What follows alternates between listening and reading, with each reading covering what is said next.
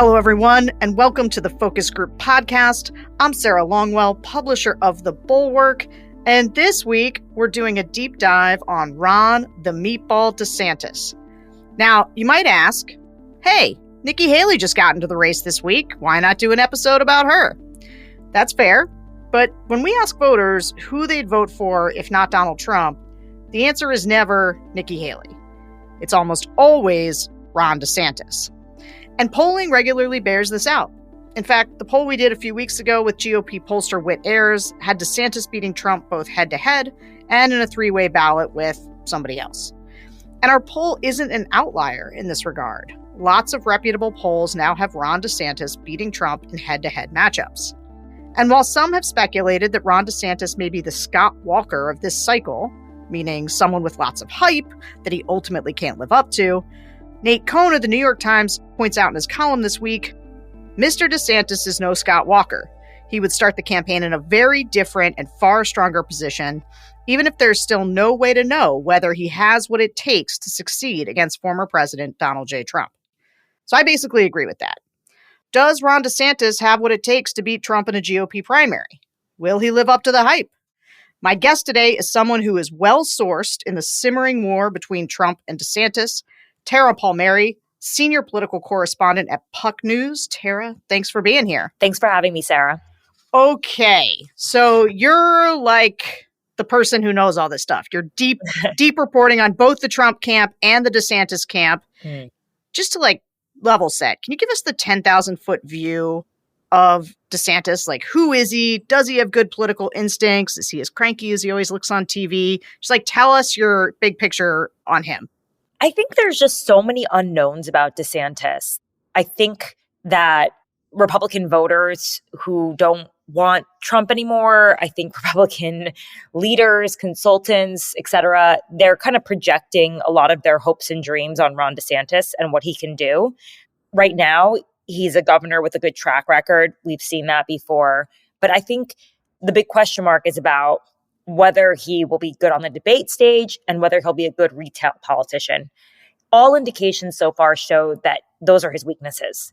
And so it's kind of a moment where he's being dragged into the debate by Trump, who wants him in the ring. Trump is lonely out there as the front runner, and Trump is best when he's fighting. It's not clear that Ron DeSantis is really best when he's fighting. I watched some old DeSantis videos from debates, and he's not really the strongest on the stage, even up against Andrew Gillum when he was running for governor the first time around, Charlie Crist. And, Trump plays below the belt. We can only imagine it'll be petty and childish like the meatball, right? Kind of dumb like DeSanctimonious, and then just sleazy like the groomer innuendo. And, I'm told that they'll keep going until they can really get him in the race. And I've been told that they're already looking at DeSantis' wife, Casey, who he's very close with, as the person and the topic that will eventually pull Ron in. Because if you don't defend your wife, it doesn't look very good on you either, right? I mean, if that's anything we've learned from the Ted Cruz, Heidi Cruz attacks, that he was punished by voters for not defending his wife enough against Donald Trump's attacks. So Trump wants DeSantis in the ring because his gut matches the fears of the Republican Party that DeSantis perhaps is more reflection of the hopes of the party rather than what is actually there.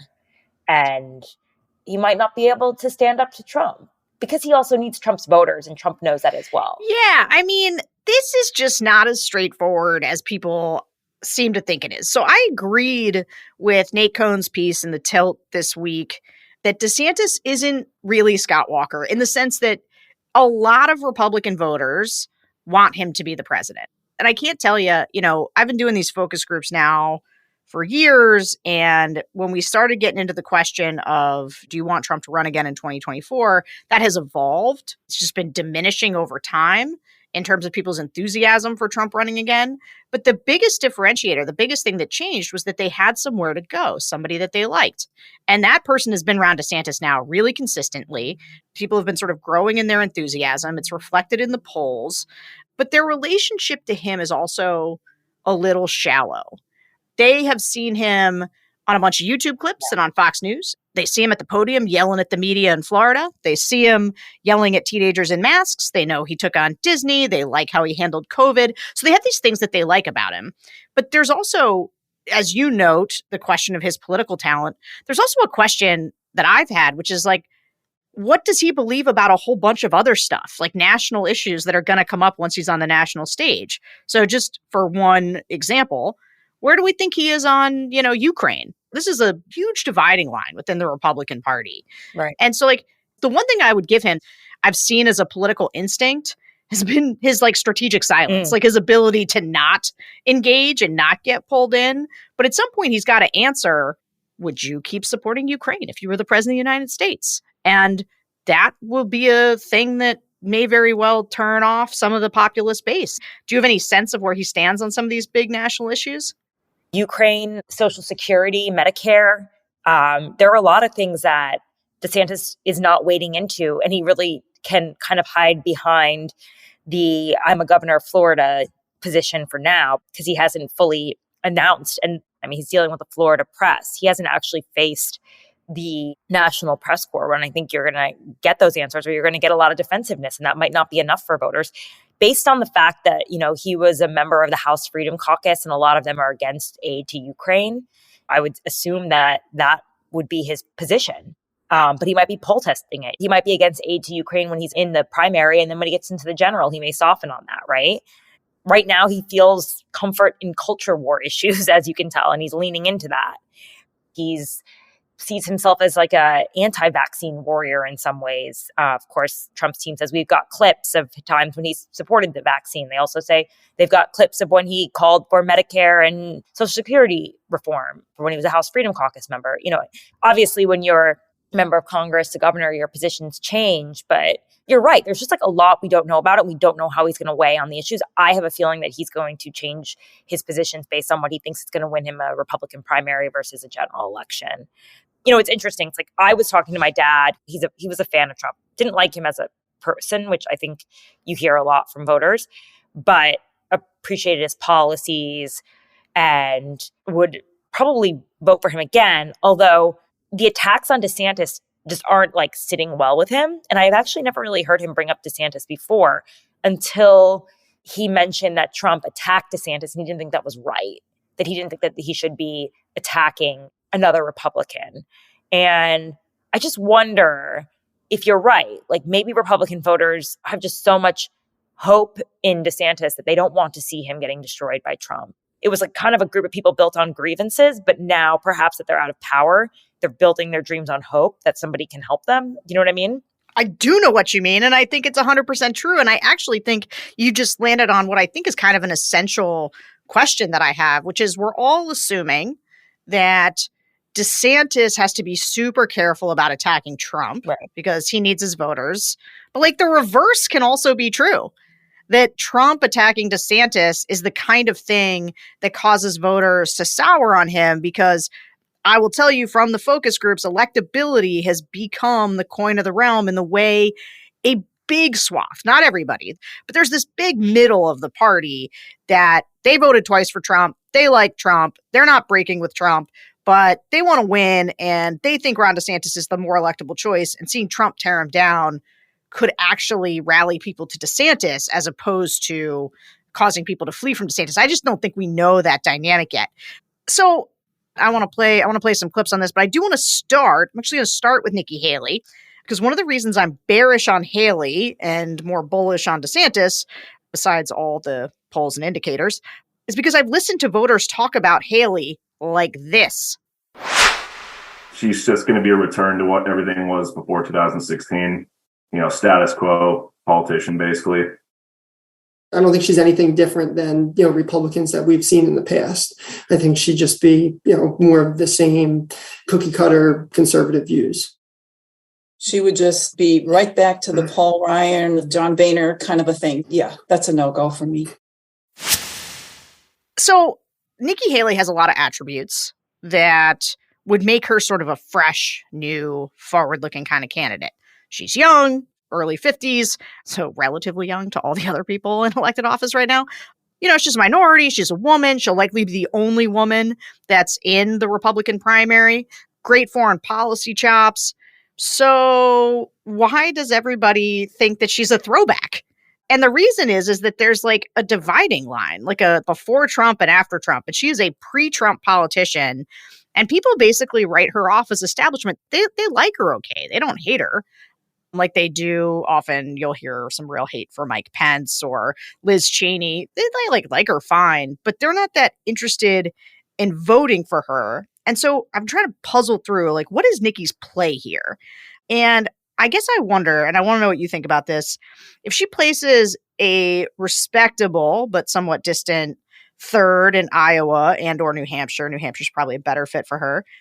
Could she have leverage over either Trump or DeSantis? Like, let's say they're both in the high 20s, low 30s. They're kind of slugging it out.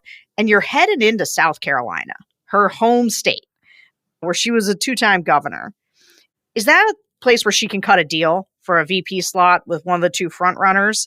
Or is the party so far gone that Nikki Haley's actually a drag on a ticket, like somebody like DeSantis? What do you think? Yeah, I don't see what Nikki Haley offers, even in South Carolina. A lot of the polling shows her behind DeSantis and Trump in South Carolina, where she's from. Not to mention that we're pretty sure that Tim Scott is going to jump into the race, right? That's true. I don't know exactly. She might help Trump in terms of winning over suburban women who he's lost. Maybe that's the VP play, but I think the animosity between them is like just so palpable. Between Nikki and Trump? Yeah. I mean, from what I know, he talks more about Tim Scott being a possible VP. I think he dreams that he can win back African-American voters.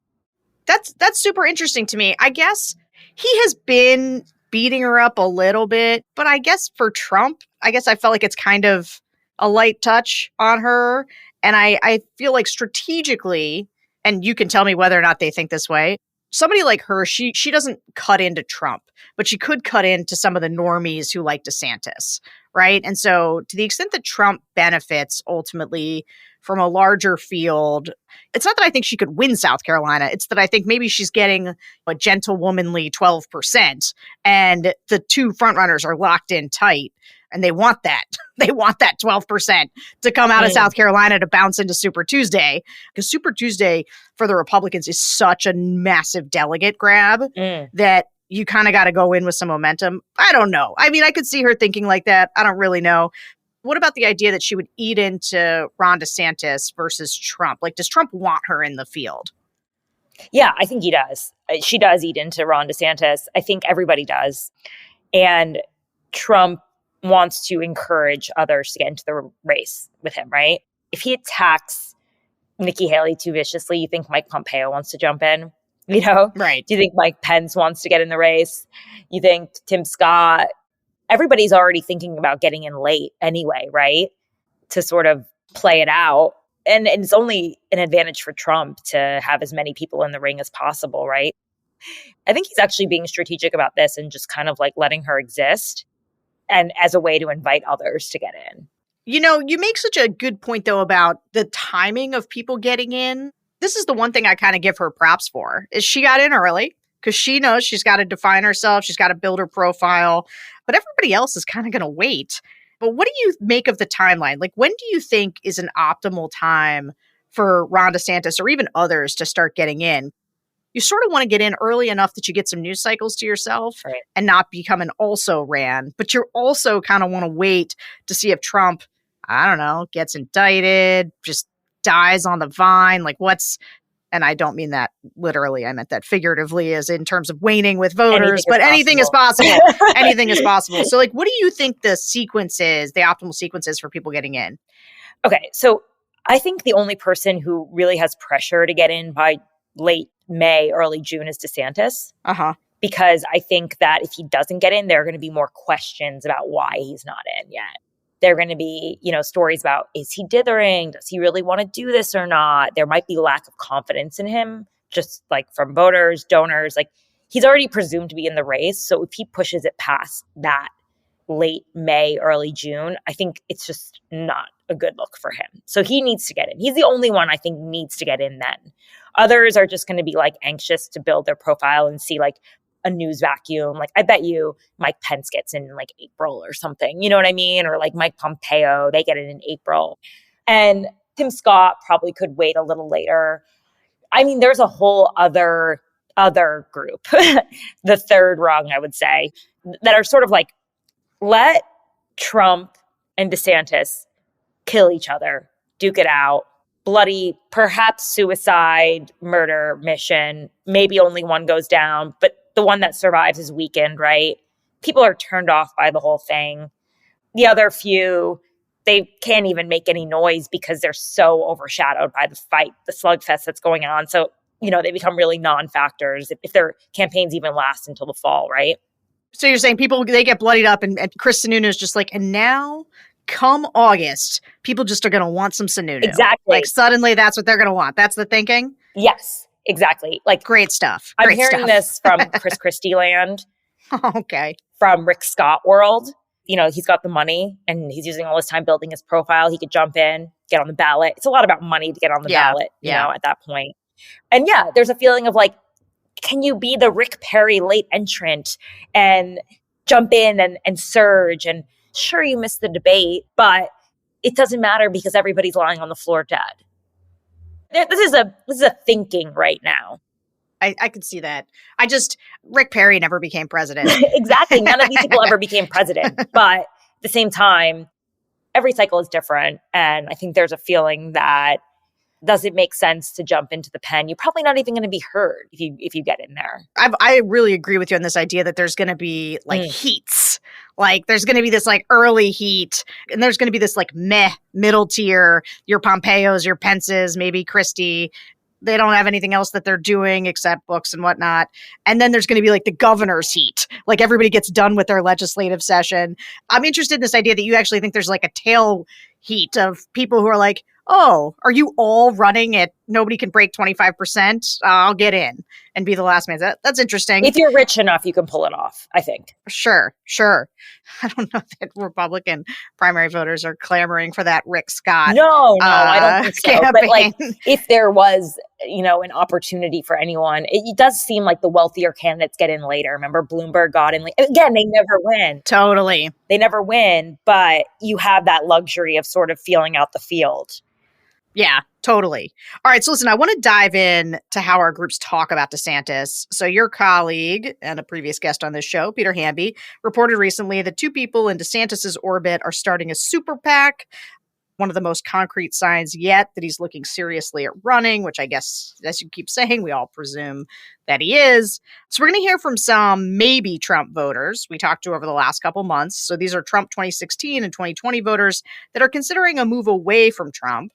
And if you've listened to any of the previous episodes of this show, a lot of the themes here will sound really familiar. Let's listen. DeSantis right now has a lot of momentum. And ideally, I'd love for Trump to get it now, and we have 8 years of DeSantis after. But we need a person who has the momentum now if we really want to go for a win. And the fact that he can't, with his endorsements, can't even get Congress people elected, that doesn't do well for us. We need somebody who can get not only presidential, but also get House and Senate seats elected. I'm not going to pretend to be that versed in his policies, but to what Michael said, I think he handled COVID and the pandemic just in a stellar way. I think he appeals to sort of that all-American family. He's got a strong core, his family unit's intact, all of that. That's something that appeals to me, in addition to, his political viewpoints. So I think what DeSantis has managed to do is to say things in a more polite stance and has managed to not offend as many people as Trump has. So I think if he were to get in the race, I think he would definitely have the stronger card. I think about what about if there were a Trump DeSantis ticket? And I think it would be a good idea because I think, one thing of why we don't want anything to happen to Biden is we know what's behind him. And Lord knows if we don't want Biden, we sure don't want the next one in office either. I'm a little hesitant, but yeah, I would vote for DeSantis in a heartbeat. I'd like to see Ron DeSantis jump into it. I think he has a lot of the same ideologies and views as Trump and relates to people in that way, even though he is like a career politician. He doesn't come across that way. And I just think he's a lot more polished and relatable to people who like Trump, but not how he sends his message. Trump doesn't bother me at all. I mean, sometimes he does. Sometimes I feel like he's being like a child. But as long as he's saying something that is worth saying, I'm okay with it. But 95% of the people I talk to don't feel that way. They're done with him. And I feel like DeSantis wouldn't have as much riff. Like the Democrats wouldn't always be trying to catch him in something. I mean, they will, but they won't as badly as they're still doing with Trump. We just grabbed a random 5. They always say the same thing, like, this is Trump without the baggage. He's more electable. Ron DeSantis is still a fighter. It's all there.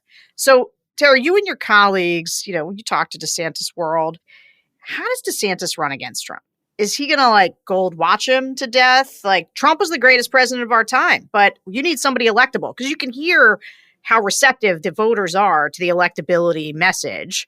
Or does he need to take him on hard? I'm watching Nikki Haley do this weird strategy where she never criticizes Trump. He's great, but we just need generational change. And I really am talking about Joe Biden, but obviously I'm also kind of talking about Trump. So how does DeSantis take him on? Yeah, I think electability is huge. When you're out of power, electability becomes a bigger issue. Republicans are out of power and they're coming off a very bruising election that I'm actually surprised to hear from the focus group that they attribute that to Trump. I wasn't sure if voters truly understood that he was picking candidates and endorsing the wrong type of candidates. But it seems like it has. And so that's a huge asset for Ron DeSantis. That is going to be DeSantis' strong suit. Just calling Trump a 2-time loser, which, you hear Democrats say it, but Republicans have suffered because of it electorally. So I think it has a bit more of a punch now. So you think he'll take him on directly? You think you'll say, look, this guy is losing things for us? Because Nikki Haley is saying, hey, we've lost 7 out of the 8 last popular votes, but she's not saying because of Trump. Do you think DeSantis has the gumption to say, look, Trump's been costing us elections. We can't keep going down this path. Or do you think he'll elide it kind of the same way I expect a lot of these other candidates to do it? I think the rubber is going to have to hit the road at some point. And I don't think it's going to happen now, but I think eventually, Sarah, when they're in the debate stage, he saves that for that moment. You know what I mean? So I agree with this sort of, except for the idea of being sure Trump's going to debate. I guess he does if he thinks that DeSantis is crappy at it. Yeah, that's Trump's strength. It would be ridiculous if he didn't get on the debate stage. What is he doing this for? Right. I think you save that ammo for when you're on the debate stage. It's already out there. You can have other people say it. It's just so obvious. But then you actually nail him with it when he's going after your wife and God knows what. Electability is huge. It's way more important when you're out of power. I agree with this. And I agree with it mainly because I've listened to voters say it over and over again for the last 6 months. They think, look, not everybody, but there's a big chunk of voters, the ones that watch a lot of Fox News, where they have heard other Republicans, other people on the right talking about man, we can't keep losing. We've lost 3 elections in a row. And they are internalizing that. They're frustrated by it. And especially the way that the right sort of catastrophizes around Biden. Biden's an existential threat. If you think Biden's an existential threat, then you want to win. And so I think that DeSantis's electability argument is his best one. It really comes through with the voters. But I will say, I also hear the beginnings in the groups of what I think DeSantis's vulnerabilities are. So Donald Trump came up with the nickname Ron DeSanctimonious, which is not his best work as these nicknames go. Although his meatball, I don't know, is that racist? Is it an Italian slur? Oh, is he Italian, DeSantis? I don't know. I should know this as a fellow Italian American, right? I think it's more of meant to be a physical slight, but He's always kind of made fun of Ron secretly for being overweight. It's funny to hear Trump mock someone for being overweight, but he does it anyway, right? And he's always kind of thought that Ron was not that tall, which is another hit on Ron. So I'm not surprised Meatball kind of makes sense. I'm sure he's just testing it. He has the luxury of that.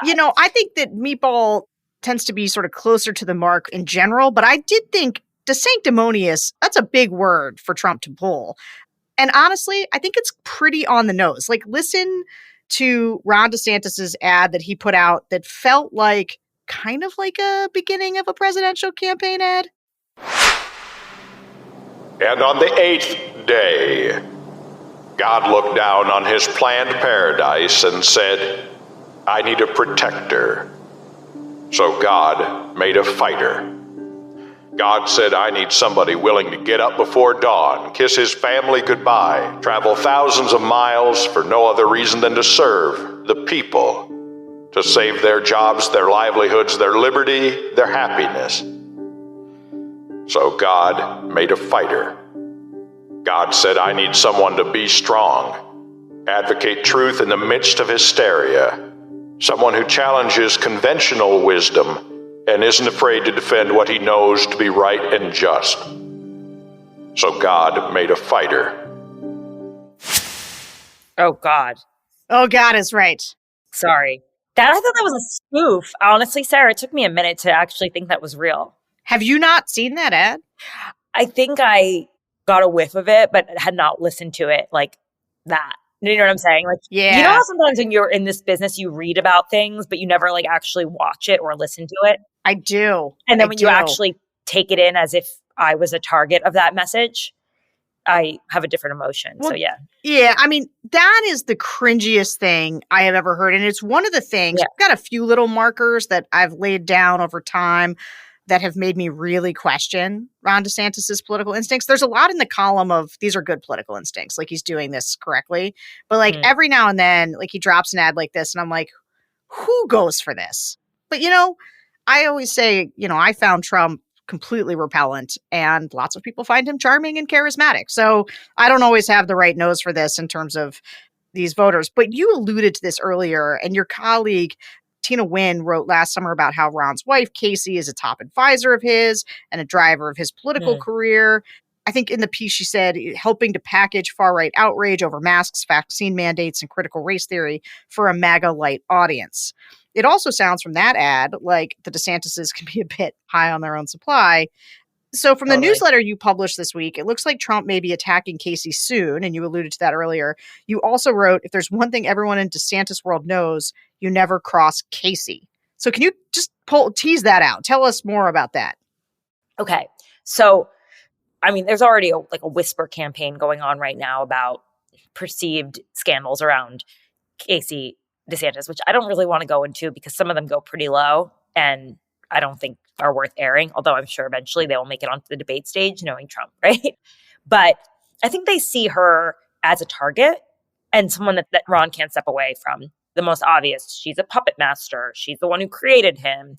Ron doesn't do anything without Casey. And there might be a little bit of truth to that. Maybe not the puppet master thing, but that it's a package deal, more so probably than most presidential candidates and their spouses. Then there's just like the kind of stuff that they're spreading around. But I think there's a real feeling that Casey is a way to ignite Ron and to goad him and to get him into the ring with Trump, which is what he really wants right now. He wants to fight with Ron DeSantis. And so they've sort of targeted that. I think it's a strategy. It hasn't happened yet, but it will. They will eventually go after her. They are already putting out info on her now. I have a question on this idea that Trump wants to goad DeSantis into the race. Let's say, hypothetically, DeSantis didn't get in the race. Isn't that better for Trump? Like, DeSantis is the only one mounting any opposition. And I got to tell you, we're going to get into some of the group's criticisms of DeSantis. But one of the things I wonder a lot about is, let's say DeSantis doesn't live up to the hype. Do those votes go to Nikki Haley? Do they go to Tim Scott? I don't think so. Right now, I think they go back to Trump. And so why would Trump want to goad him into the race? Like, explain that thinking. Okay, so I think it's pretty clear that he is running. So I don't think it's an option of not getting in. I think the earlier he gets him in, the earlier he can sort of take him out. I think Trump doesn't think that Ron can really take him on. Trump needs an enemy. He thinks that Ron is not as strong as he is. I think his instinct is to get him in the ring. He knows he's going to run anyway. So I think that's his feeling, is get him in now, not on his time, not on his schedule. Do it now and do it early. That's super interesting. I mean, I guess I could see that, right? If you are Trump and you look at DeSantis and you think, I made this guy. This guy's whole career is built on an imitation of me. The second he gets in, I'm going to reduce him to rubble.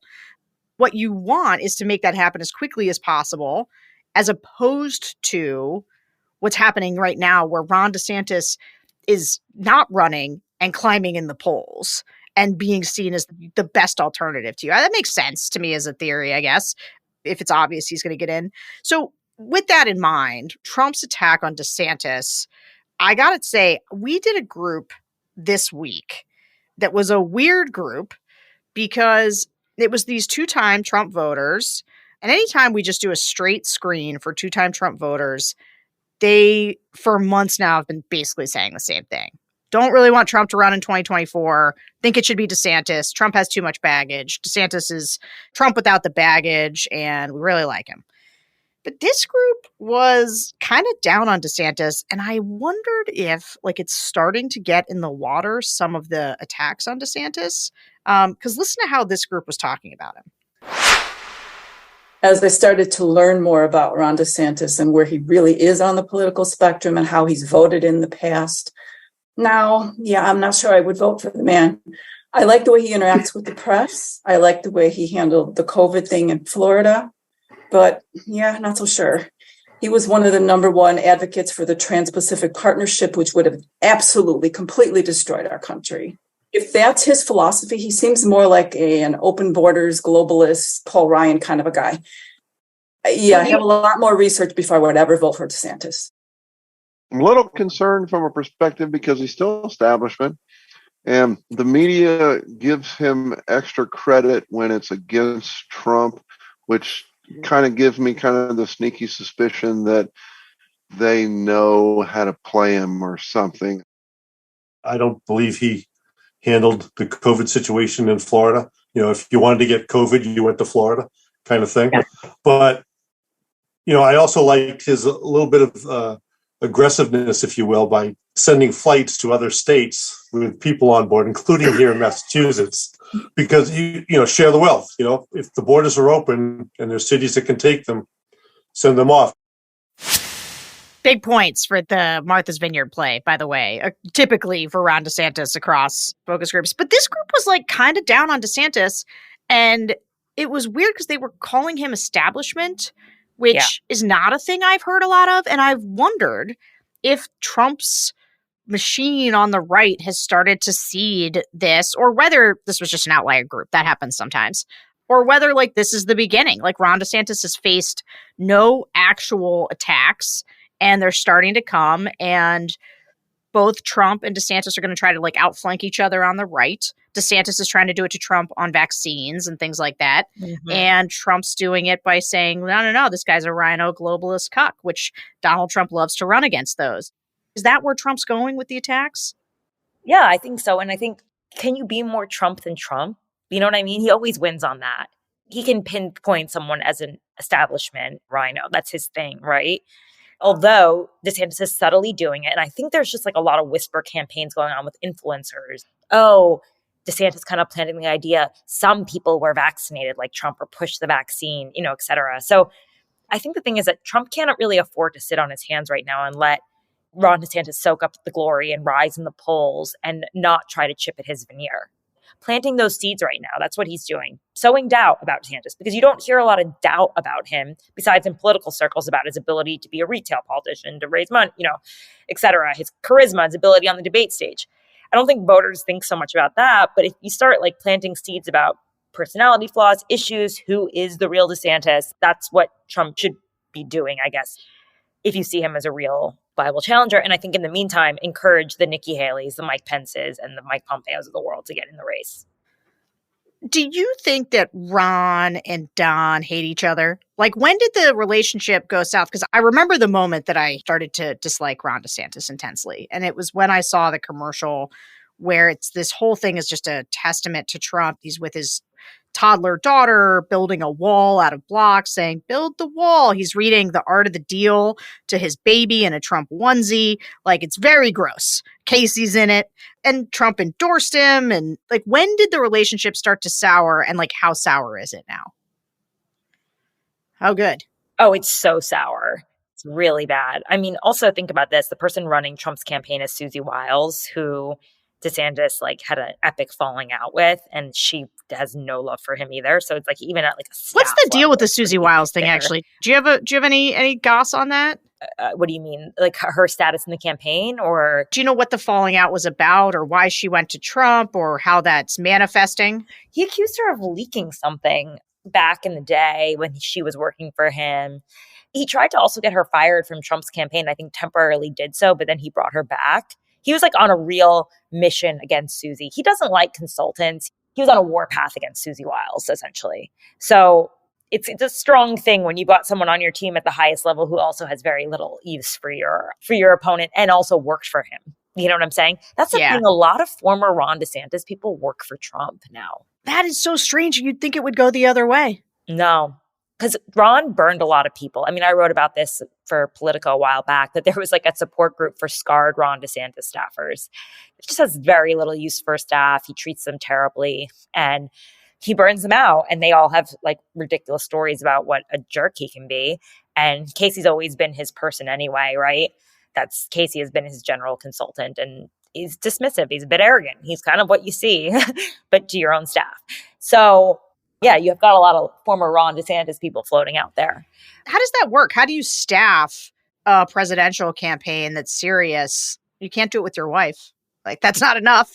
She can certainly help, but you need a whole apparatus at that point. Is he capable of having that? Or Yeah. People will come to him because he's a front runner and he has a ton of money. So, but having a consultant is not the same thing as having people that have been with you through thick and thin for a long time. You know what I mean? Yes, that's true.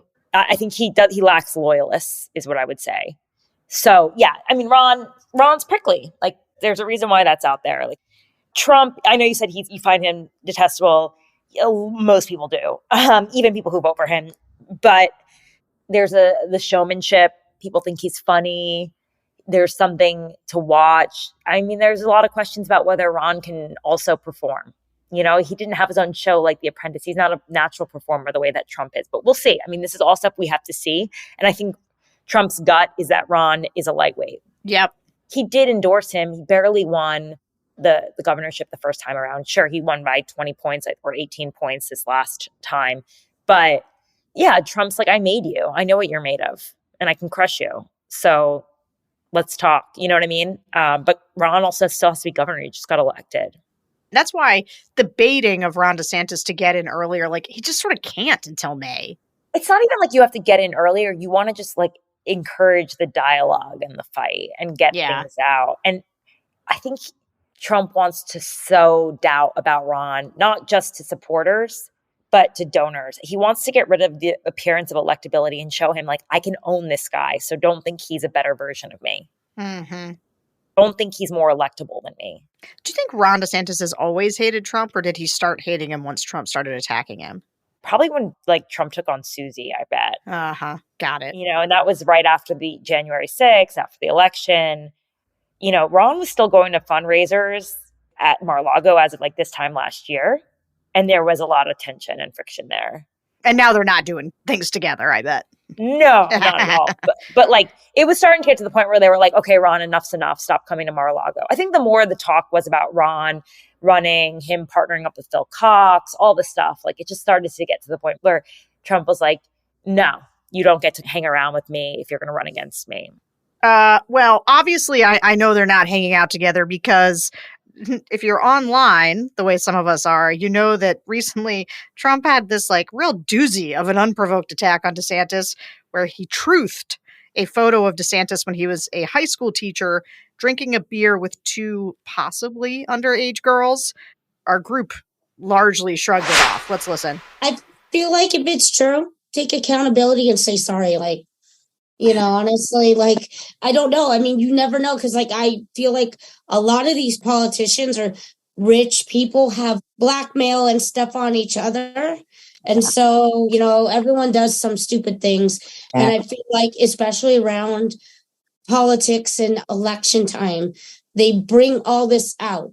And it really just depends on how you respond to that. I mean, it's not Trump probably doesn't do anything inappropriate either. I don't know. I mean, everyone does bad things, I guess, especially he's Teflon when it comes to that. He's done it all. Yeah, I just think it's also he's been attacked on every level, and he's still there.